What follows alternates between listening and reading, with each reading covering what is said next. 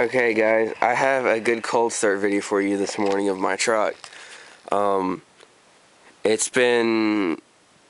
was about between 10 and 5 degrees last night, and blowing cold wind. The wind chill was down below 0.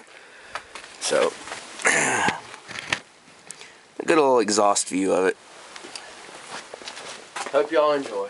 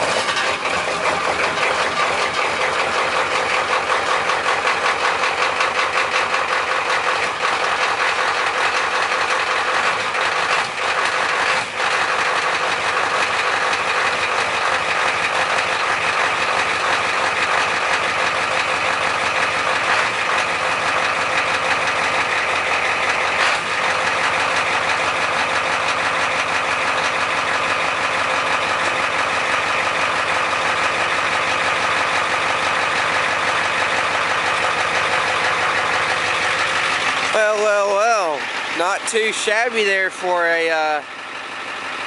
the oldest motor here that's on the lot, and for only having 2 bad glow plugs, that started right up near about. It didn't really fire off all cylinders at once, but hope y'all enjoy.